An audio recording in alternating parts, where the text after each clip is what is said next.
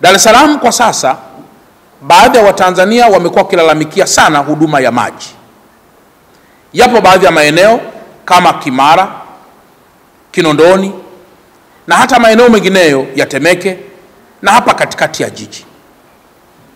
Ni kweli ya kwamba production ya maji katika mkoa wetu, mashine zote zikiwa safi, kwa maana kutoka Ruvu juu mpaka Ruvu chini, ni zaidi ya lita milioni 596. Na matumizi yetu sisi wananchi wa mkoa wa Dar es Salaam huwa si chini ya lita milioni 543. Mpaka sasa kulikuwa na changamoto ama kumetokea na changamoto ndogo. Changamoto hiyo ilikuwa moja, ni uchakavu wa pampu zinazopampu maji kutoka Ruvu chini na pampu baadhi za Ruvu juu. Mpaka sasa nayo furaha ya kuambia kuwa Wizara ya Maji kwa maelekezo maalum ya Mheshimiwa Rais na kwa usimamizi wa DAWASA zimekwishaagizwa mashine 8, kwa maana pampu 8, ambazo ndani ya mwezi mmoja ujao tunaamini kwamba pampu hizo zitakuwa zimekwisha fungwa kwa ufanisi ili Watanzania wote waweze kupata huduma ya maji kikamilifu.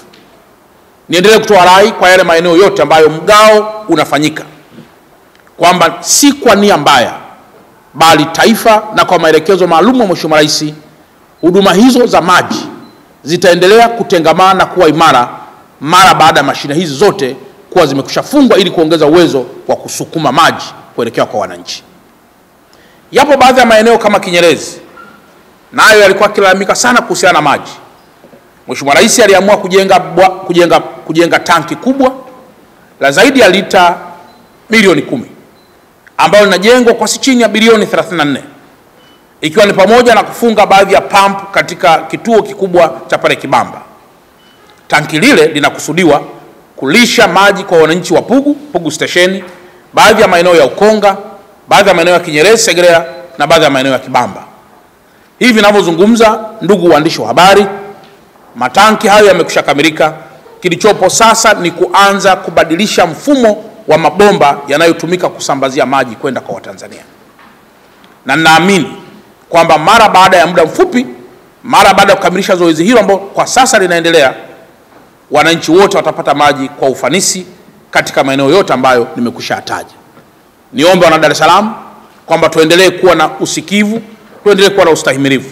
Na mtakumbuka kwamba, ndugu waandishi wa habari, niliwaahidi kwamba tutafanya ziara katika bwawa la Kidunda linalojengwa kule Ngerengere, Morogoro, ili mwende mkaangalie bwawa hilo ukubwa wake, linalojengwa kwa zaidi ya bilioni 300, ambalo kazi yake kubwa ni kusupply maji zaidi ya 70% katika mkoa wa Dar es Salaam na asilimia kidogo katika mkoa wa Pwani na Morogoro, katika mkoa wa Pwani.